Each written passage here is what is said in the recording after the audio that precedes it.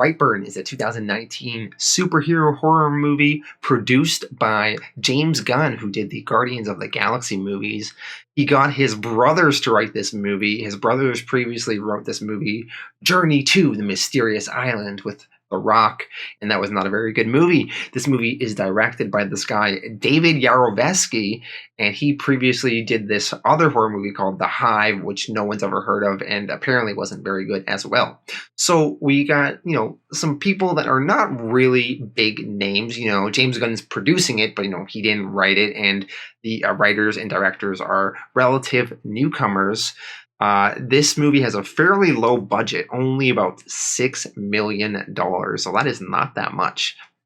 Now, the concept for this movie is you're taking sort of that Superman origin story, and you have this kid, Brandon. He is like Clark Kent, and he landed in this town in Kansas, just like Superman, and you're sort of following a similar kind of story, but then when this Brandon turns 12, he turns evil, and you get to see an evil Superman or Superboy sort of terrorize, his parents as well as various townspeople. I absolutely love the idea of exploring an evil Superman story and seeing what that would be like. And, I was excited for the premise. I thought the trailer looked really cool. My problem with it, though, is that I was hoping it would be more of a deconstruction of Superman and this Superman mythos and his origin, and seeing what it would be like with this evil Superman, and hoping to get more depth to the story. But one big negative, and one example of just kind of lazy writing and sort of taking the easy way out, is the way they made this Brandon turn evil. There was no real journey of him going from this relatively nice kid who was pretty well adjusted. Maybe he's a little bit of a nerd at school, but he's a nice kid. And then all of a sudden one night he sort of like sleepwalks to this barn, his family's barn, and there's like a red light and it envelops him, and all of a sudden he comes out of that red light and he's evil now. And he's evil, and that's it. Just like a light switch, boom, he's evil. We get to see no real journey to that, and it's like the biggest, laziest cop-out ever. They just wanted to turn this kid evil and then go have their fun with this evil Superman, and there just really isn't that much depth to the story when you do that.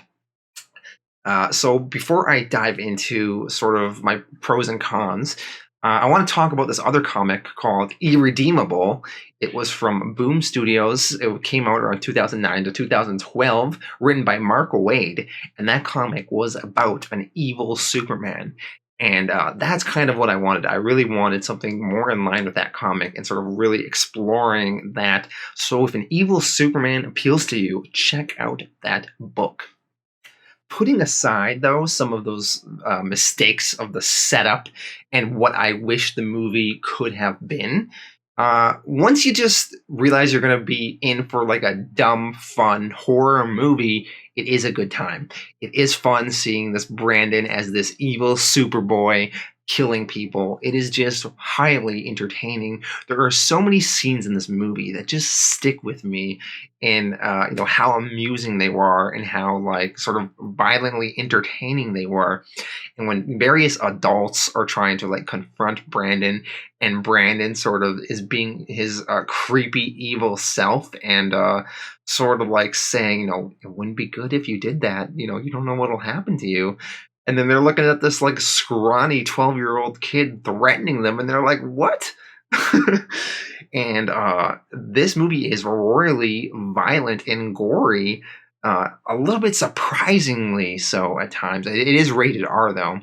There's this one scene where this glass shatters, and a piece of glass gets stuck in this person's eye, and she's trying to pull it out. This was not a good scene.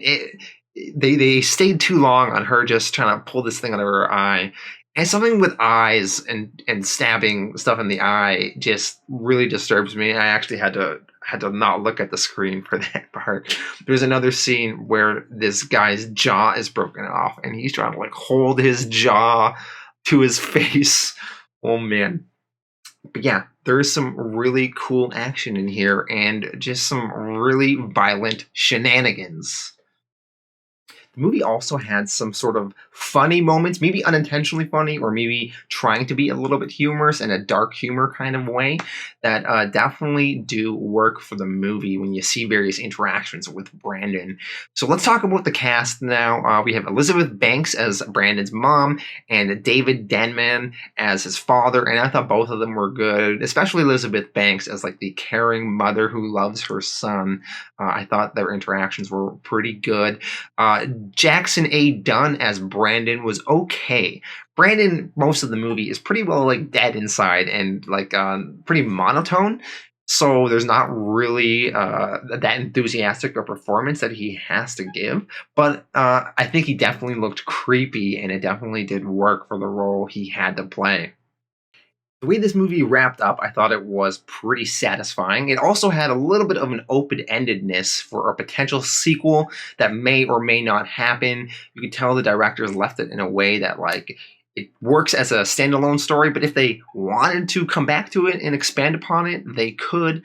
And I kind of like that. And while this movie had its problems and there was many things that made it from just being an okay movie to what could have been an amazing movie, I still had a good time with it.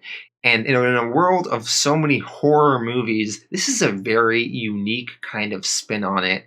And I had a good time overall. So I'm going to give this one a 7 out of 10. And if they do a sequel, I'm interested in it for sure.